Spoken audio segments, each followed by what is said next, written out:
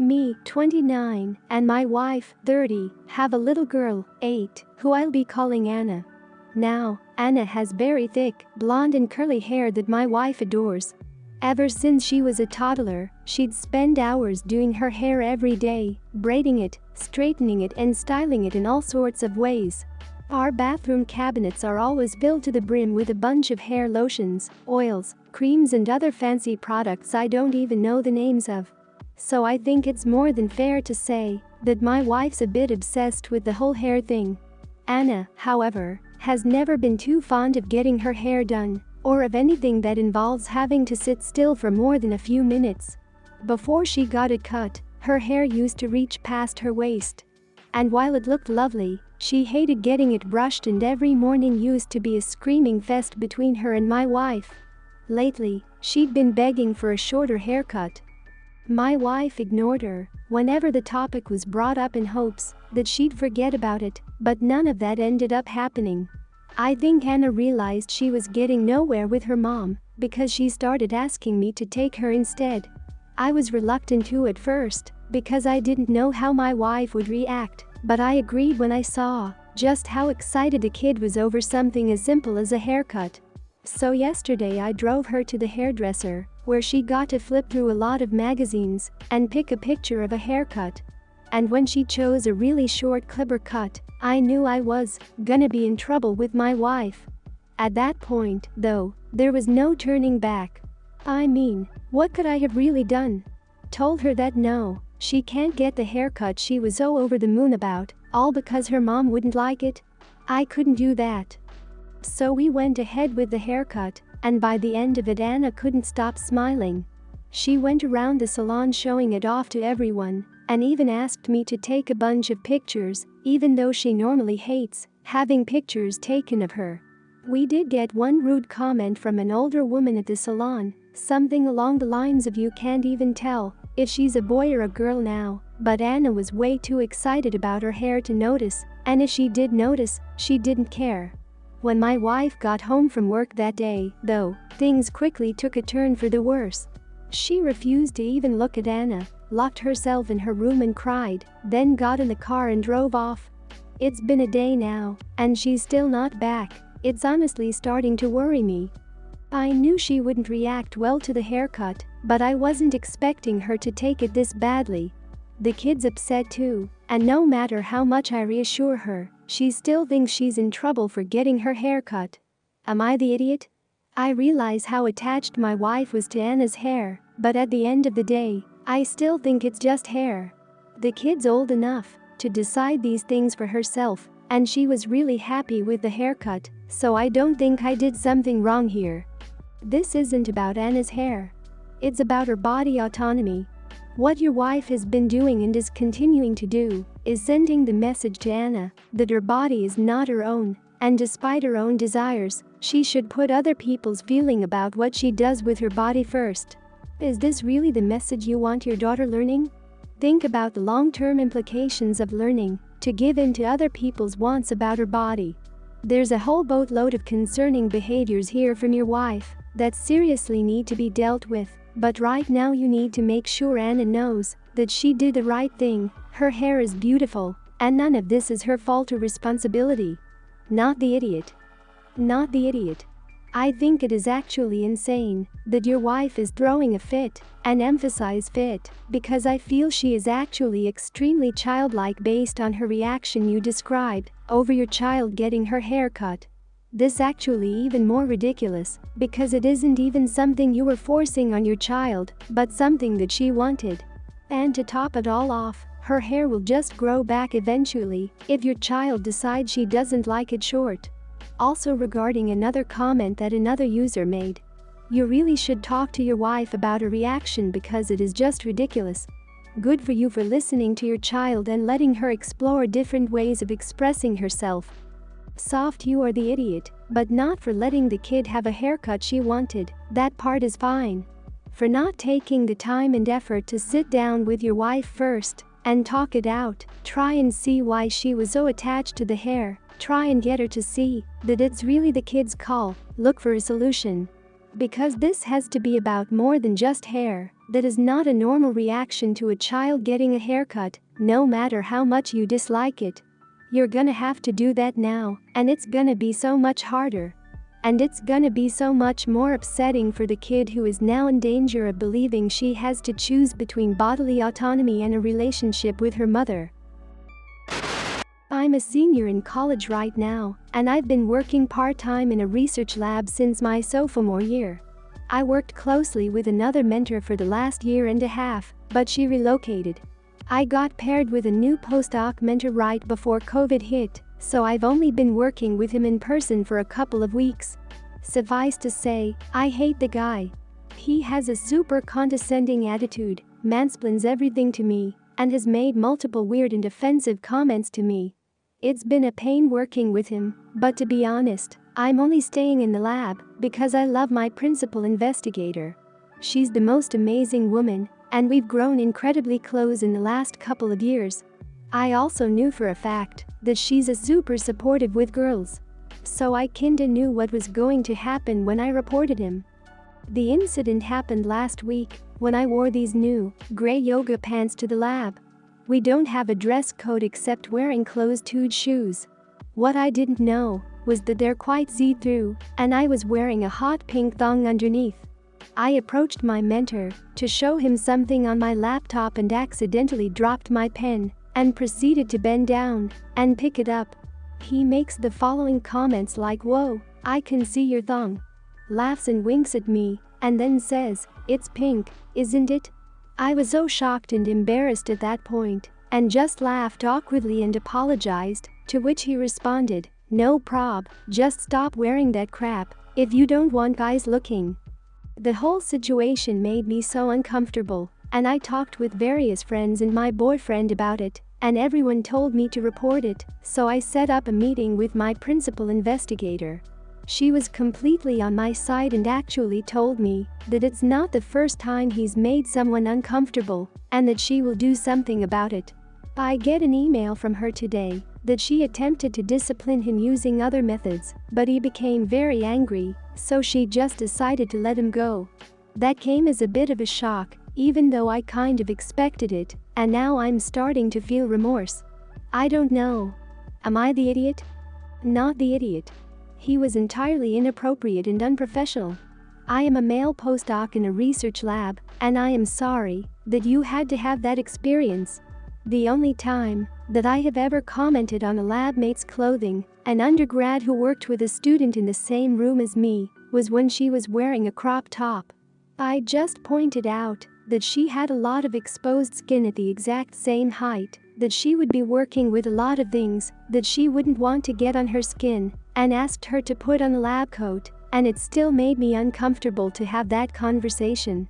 You should feel absolutely no remorse, and hopefully he will learn something from this experience. Not the idiot. All you did was tell the truth. He made a comment that felt inappropriate. The principal investigator agreed that it was inappropriate. She could have gently dismissed you if she had disagreed with you and compiled it with previous inappropriate behavior. So it wasn't a one-off. This is an established pattern of behavior for him. You are one of several instances in the course of his employment. Then, when she talked to him, he had an opportunity to apologize to you, but he won't. He got himself fired.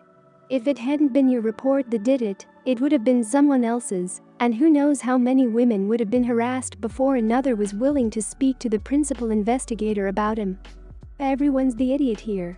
He is an idiot, and I'm glad he was fired, since he clearly doesn't know how to behave professionally.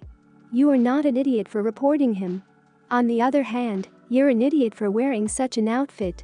I get your dress code allows it, but it is unprofessional, and since it's revealing your underwear, it's probably gonna make a lot of male coworkers uncomfortable. This is not to guilt trip you or to excuse that perv behavior, it's for you and other women to understand that even with the best intentions, these situations can be tricky for men in the workplace.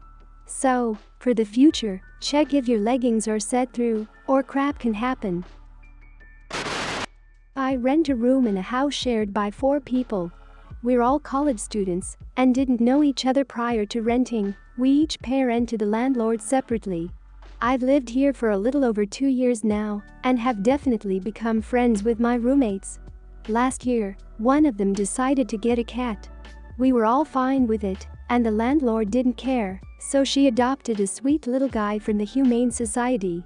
I've never been a huge cat person, but sometimes I'd feed and play with him if she wanted to leave for a few days. We all have a friendly relationship, but I wouldn't say we're close.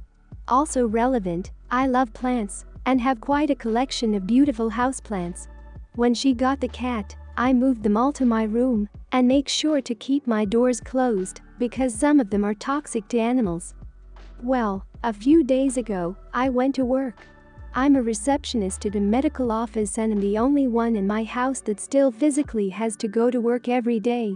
When I came home, the entire house was in a state of panic. One of my other roommates had gone into my room to borrow a pair of scissors and accidentally left my door open. I'm not mad that my roommate went into my room. We all share some things and are okay with each other borrowing stuff, for example scissors, nail polish remover, tape, sticky notes, etc. At some point, the cat walked into my room, chewed on my pothos plant, and got really sick. He was taken to the vet and is currently recovering and is doing just fine. My roommate now wants to charge me for the vet bill because my plants made her cat sick. Although yes, I did know that they were toxic to animals, I've had some of these plants for years and wasn't going to get rid of them because she wanted to bring a cat into our home. I told her that it's unreasonable to blame me for her pet going into my room. I took precautions by always closing my door. Also, I let everyone know that we needed to be careful about my door because the plants could make him sick. My roommates are all aware that my plants are potentially dangerous if consumed by animals. I told her that if she wanted to blame anyone, it should be our other roommate who left the door open. Now she's mad at me for getting her cat sick, and my roommate is mad at me for blaming them. Am I the idiot? Not the idiot. You did the right thing and moved your plants into your room away from the cat. You clearly explained the reason was due to some of those plants being toxic to the animal your roomie wanted to get. You explained that the door to your room needed to be shut at all times to ensure the cat is healthy and unharmed. You did not leave the door open when you left. Everyone is upset because the cat is sick. The owner didn't open the door for the cat to sneak in. The other roommate made a mistake. So, the owner and the roomie both should split the cost of the vet bill, as they are both responsible. Not the idiot. Really, this is just an accident that no one should be morally responsible for. If anyone is to blame, then yes, it would be the person who left your door open, and if the cat's owner was home at the time, then she could also be responsible because she could have noticed your door was open and that her cat was in someone else's room which contains toxic plants. But leaving a door open is a common mistake that anyone could do, so no one should hold the cat sickness over their head and be hard on themselves about it. And at the end of the day, I think the pet's owner is financially responsible for the vet visit and treatment in this case. Not the idiot. You specifically left your door closed. Someone else went into your room without permission and left it open, and somehow you're responsible? Heck no. And I say that as a certified crazy cat lady through and through. If it were my cat, the full force of my ire and the vet bill would be directed at the roommate who put my cat in danger with their carelessness, especially since they knew there were toxic plants in your room. It's honestly kind of shocking that the roommate responsible doesn't see it that way. You are definitely not to blame or responsible financially. I, 20, lost my dad 2 years ago, and since then it's been revealed that he had another daughter, Amanda, 25. Before my dad met my mom, he was involved with another woman and dumped her when he found out that was engaged to another man.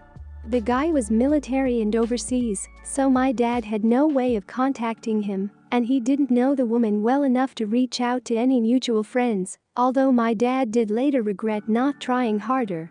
Unbeknownst to my dad, he accidentally got her pregnant, and she tried to pass Amanda off as her fiancée, but it didn't work. She eventually married someone else, but later divorced, and the guy completely cut contact. Because of this, Amanda always wanted to know who my dad was and tried reaching out to him, but didn't have much luck because, again, they didn't know each other long. My dad wasn't from there, he moved away and changed his contact information. Eventually, Amanda got a hit through 23andMe through my cousin and reached out. By that time my dad was already gone, but his parents, siblings and their children were more than welcoming. My brother and I were pretty weirded out by this, and since our dad wasn't on her birth certificate, we didn't believe her until there was a DNA test. I wish I could say that this was some magical moment when we all hugged and are now besties, but honestly, I don't feel this strong familial tie to her because I didn't grow up with her. My brother says he feels the same, but we both make the effort to be nice when she's around. Up until Amanda came around, I was my dad's only daughter, and because of this, he had a lot of daddy's favorite daughter type of things because I was his only daughter at the time. It was like a fun little joke between us. Out of all the things he's given me in relation to this theme, that I cherish most is a custom-made t-shirt he got me with a picture of us at a father-daughter dance when I was 12, and the caption "Daddy's #1 princess." It was one of the last things my dad ever gave me, and I love it very much. I never showed it to Amanda, but I guess someone else told her, and she gently confronted me about it and asked me to get rid of it and anything like this. She expressed how she's been in therapy to cope with never having a true father figure and that her actual father died because ever meeting her and knowing that I was his favorite daughter, it's really upsetting her. I told her that, while I am sad about the situation and won't ever bring it up around her, I'm not getting rid of it. I thought Amanda and I had an understanding until my aunt called and berated me for not being respectful to my sister's feelings, and that getting rid of a t-shirt that I don't even wear is a small sacrifice because I at least have the memories of having a loving father while Amanda doesn't. Am I the idiot? Not the idiot at all. Not even a little bit. You didn't go around flaunting this, in fact, you weren't even the person who told her about it. Not only was she so completely out of line in her request, but I would have been so frigging angry that she would have had the nerve to ask in the first place. Your aunt is even worse. I understand your sister is hurt that she never got to meet your father, but that's just it. She never even met him. You lived your entire life with this man. You had a bond that she never had and never will have. He had no idea she was even there. I'm angry and insulted for you. Not the idiot. I'd understand if you were wearing it around her, but simply owning it is not your problem. If others want to make as such, that's on them. I find it hard to believe that other family members are feeding this. It doesn't really make sense, but okay. I also don't believe a good therapist would support someone asking another person to get rid of things that literally do not tangibly affect them. She has to work out her issues for herself. That's not on you or anyone else. If she keeps bothering you about this kind of thing, I would simply cut ties. She's basically a stranger. Getting to know each other because of shared DNA is a kind thing to do, but it shouldn't be forced. Not the idiot. I'm very sorry for your loss. I'm also very sorry to Amanda, but she did not know your father, and your father did not know her. While I'm sure the situation would be totally different if he was aware of his daughter before or was still alive now. Unfortunately for everyone involved, it is not. While she is technically his biological daughter, she was not actually a daughter to him, you and only you were. Keep your keepsakes and memories, and don't let anyone try to make you feel bad about them or try to get rid of them. You and your brother being kind to her in her presence is great, you're wonderful people. But honestly, you do not owe her anything else besides kindness.